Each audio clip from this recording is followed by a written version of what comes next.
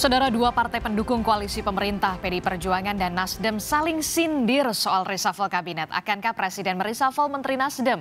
Lalu apa juga dampak politis dari reshuffle kabinet nanti? Kita bahas bersama dengan Wasekjen Partai Nasdem, sudah ada Pak Hermawi Taslim, dan juga ada pengamat politik yang juga sekaligus Direktur Eksekutif Parameter Politik Indonesia, ada Adi Prayitno. Kami juga telah mengundang politisi PDI Perjuangan, Rizky Aprilia. Selamat malam Bapak-Bapak dan juga Bu Rizky. Selamat malam, Mbak. Oke, nampaknya Bu Rizky akan bergabung menyusul begitu ya. Saya langsung ke Pak Hermawi. Pak Hermawi, PDI mengatakan kalau lebih baik gentle, mundur saja sebelum di reshuffle. Tanggapan dari Nasdem seperti apa? Loh, kami itu berkomitmen dengan Presiden Jokowi. Kami ini pendukung utama. Jadi kami menunggu keputusan dan semua ketetapan apapun yang diputuskan oleh Pak Jokowi itu kami akan ikuti karena kami adalah pendukung utama Jokowi. Jadi kami tidak melihat bahwa ada kemungkinan reshuffle kabinet karena desakan orang per orang. Reshuffle kabinet itu kan karena kinerja, karena berhalangan tetap, atau karena OTT. Jadi semua ini tidak mengganggu konsentrasi petugas-petugas seluruh pimpinan-pimpinan menteri-menteri Nasdem yang ada di kabinet. Kita hanya mengatakan kok ini berisik sekali, kenapa ini yang disasar Nasdem, apa problemnya gitu loh. Nah, ini kan sudah terlalu personal, padahal kita tahu semua partai melakukan evaluasi. Kita juga melakukan evaluasi. Tapi kita melakukan evaluasi, kita kirim kepada Presiden secara tertutup karena kita tahu itu menyangkut evaluasi orang-orang. Nah, kalau tadi dikatakan kalau gentle, di mana ketidakgentelan Nasdem? Sudah terang-terangan kita mengatakan waktu mendeklarasikan Anies, kita akan bersama Jokowi sampai 2024. Bicara Anies itu bicara 2024 sampai ke 2029. Jadi ini sebenarnya ada apa gitu loh. Ada apa? Jadi kalau Anda berpikir sendiri juga bagaimana? Apakah ini soal murni karena kinerja ataukah karena memang faktor politis? Karena Nasdem kemudian mendeklarasikan Anies sebagai bakal calon presiden 2024, Pak Hermawi. Jadi kalau poin saya bukan di situ. Poin saya adalah kita membiasakan diri berpolitik secara bermartabat, melihat semua kawan-kawan partai ini dalam semangat kesejajaran, kesetaraan, jadi tidak saling mencampuri. Kan apa itu etis ya? Apa etis membicarakan partai orang lain di depan publik? Kami tidak diajari seperti itu. Restorasi tidak mengajari seperti itu. Jadi kalau ada evaluasi, kita tahu evaluasi itu kan terhadap seluruhnya. Ini kok evaluasinya spesifik, dan kita tahu misalnya apa yang mau dipersoalkan. Itu Ibu Siti Nurbaya itu ada dapat segudang penghargaan dengan kinerja-kinerja yang terukur. Pak Syahrul Yassin Limpo juga 3 tahun berturut-turut memimpin swasembada pangan yang tidak pernah dicapai oleh menteri lain. Di mana problemnya? Terlalu sumir untuk melakukan tuduhan-tuduhan dan permintaan-permintaan yang seharusnya tidak kapasitasnya. Jadi maksud saya, kita ukurlah baju di badan sendiri. Kita bicarakanlah apa yang menjadi kapasitas kita. Nasdem, sekali lagi, hakul yakin tetap bersama Jokowi, dan kita terus bersama Jokowi, karena kita bukan tidak in the cost bersama Pak Jokowi. Kita pendukung utama dari awal sampai akhir.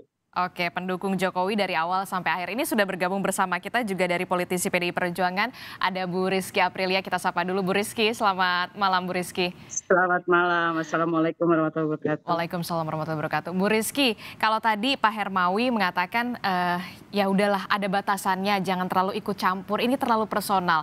Dari PDI Perjuangan sendiri sebenarnya seperti apa? Kenapa kok menyasarnya ke menteri dari Partai Nasdem ya? Ya, kalau saya dari beberapa waktu kemarin, Mbak, Pak Hermawi dan Mas Adi Prayitno mungkin ya di layar yang harus saya sapa.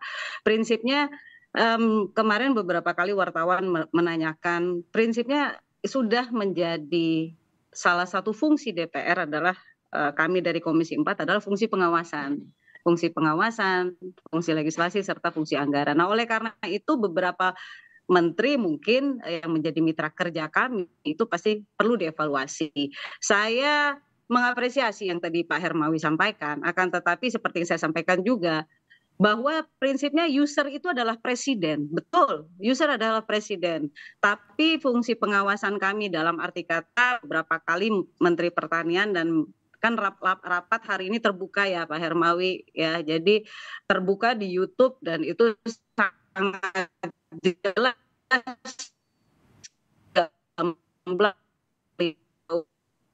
perlu kita Pertanian dan juga Menteri LHK. Sekali lagi harus ya silah Kowisir itu menentukan sikapnya gitu. Tapi kan memberikan catatan yang mungkin yang disampaikan Pak Jarod kemarin adalah bagian dari kinerja sebagai mitra komisi gitu loh. Jadi yang hal itu yang kami sampaikan. Oke, kalau dari pengawasan sendiri komisi Anda komisi 4 kalau tidak salah ya, kalau koreksi kalau saya salah. Menteri Pertanian kinerjanya seperti apa? Memang apakah bisa dikatakan tidak bagus begitu? Kenapa hanya menteri-menteri Nasdem saja yang disorot? Bu Rizky? Baik, kita akan perbaiki gangguan komunikasi dengan Bu Rizky Aprilia. Kita ke Pak Hermawi. Pak Hermawi, Bu Rizky tadi menyebut Menteri Pertanian nih sebagai mitra kerja dari Bu Rizky Aprilia. Bagaimana tanggapan Anda soal kinerja Mentan? Mitra kerja itu kan evaluasinya itu kan evaluasi bersama-sama. Tidak bisa hasil evaluasi anggota dewan satu orang diomongin ke publik. Komisi itu kan sebuah gabungan fraksi-fraksi. Itu loh maksud saya. Yang kedua, ini kan menjadi pertanyaan buat kita, kok yang bicara itu saja orangnya, yang disasar itu saja. Jadi maksud saya, ini tendensi sudah tidak murni.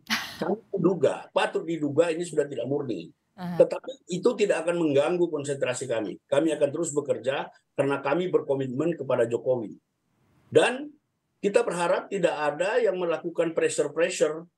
Karena Jokowi itu seorang negarawan, dia tidak akan bisa dipressure, dia tidak akan bisa dipengaruhi secara sepihak. Dan sepanjang pengetahuan kita belum ada reshuffle yang dilakukan karena permintaan personal. Reshuffle itu kan selalu melalui pertimbangan-pertimbangan yang komprehensif, termasuk dari KSP atau dadakan, ada peristiwa dadakan, misalnya OTT seperti yang dialami oleh rekannya Bu Rizky. Dulu Menteri Sosial Juliari itu kan terpaksa di OTT.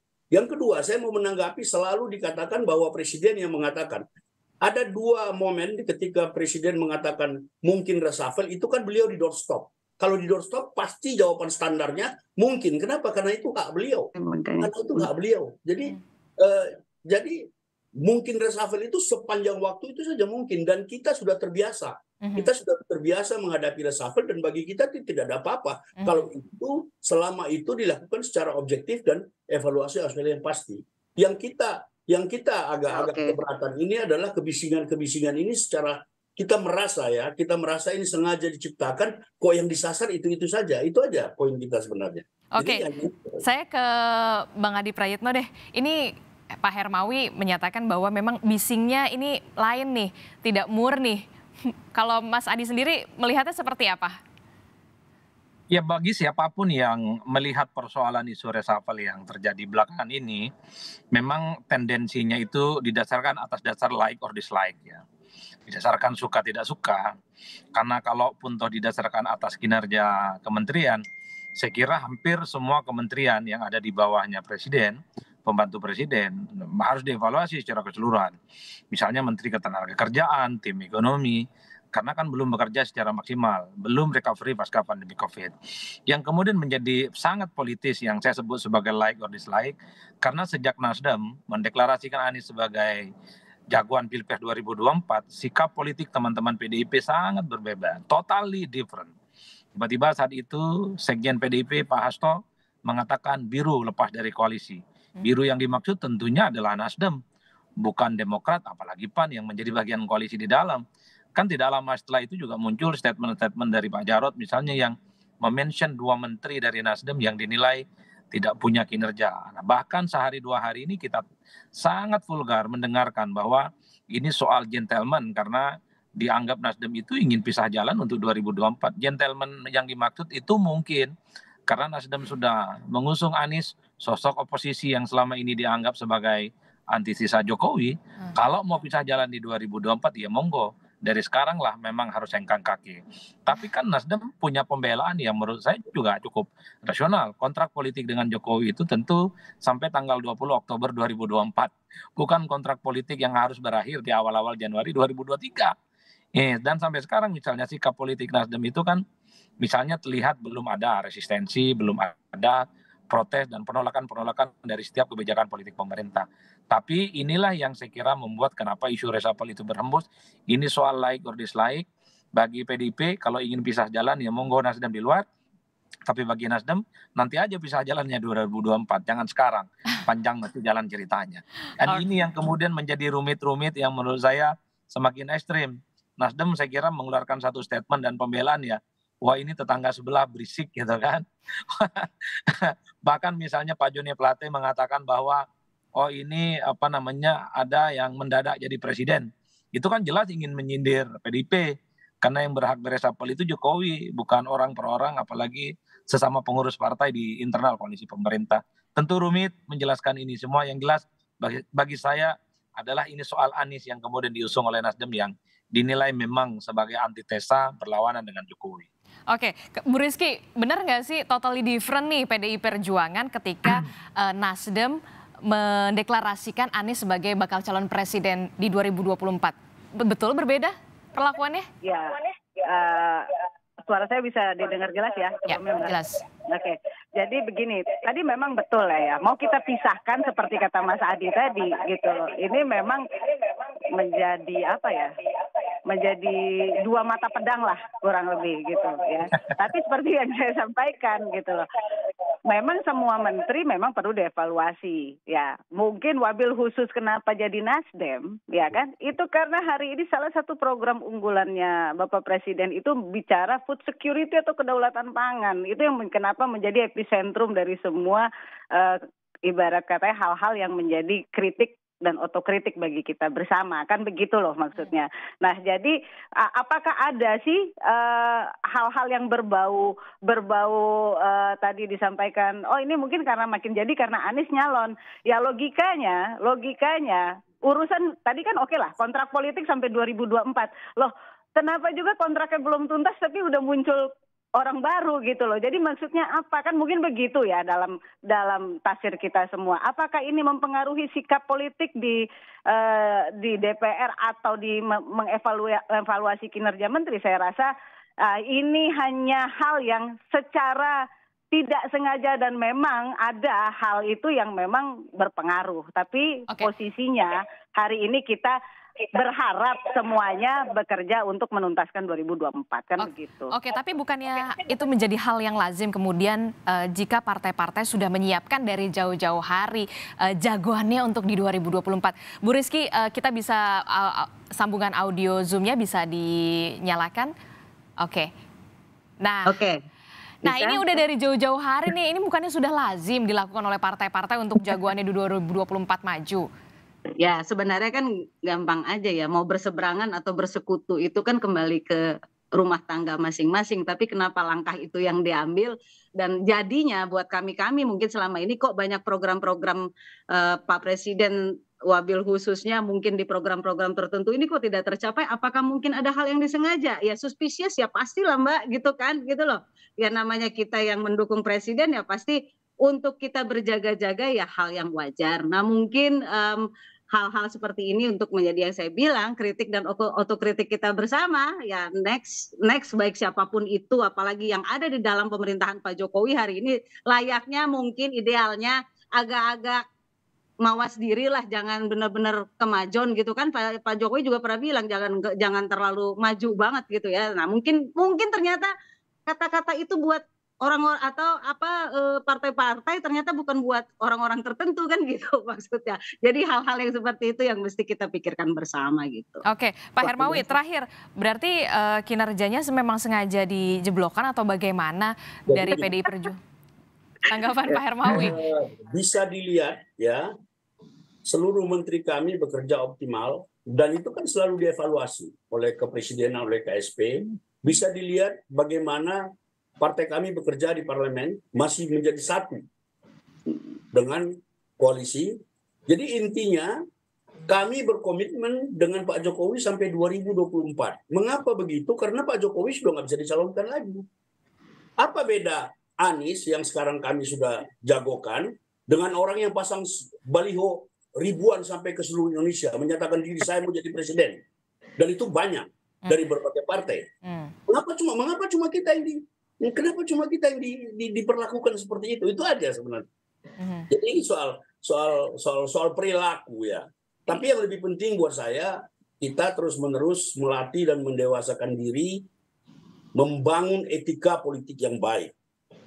Berbicara tentang diri sendiri silakan, tapi kalau berbicara tentang orang, ya dipikirkan implikasinya. Apakah mengumbar hal-hal yang seperti itu etis atau tidak? Ya. Itu pertanyaan saya. Etis atau tidak. Terakhir singkat saja Mas Adi. Mas Adi, dari 3 menteri di Nasdem, kira-kira apakah disisakan 1 atau semuanya di reshuffle? Dari prediksi dari Mas Adi. Saya tidak mau disebut sebagai presiden dadakan, Mbak.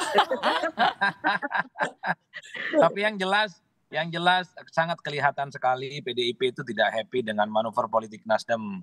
Pernyataan yang disampaikan secara terbuka tentu semacam intimidasi politik kepada presiden, bahwa PDIP udah nggak suka tuh sama Nasdem gara-gara usung Anies 2024.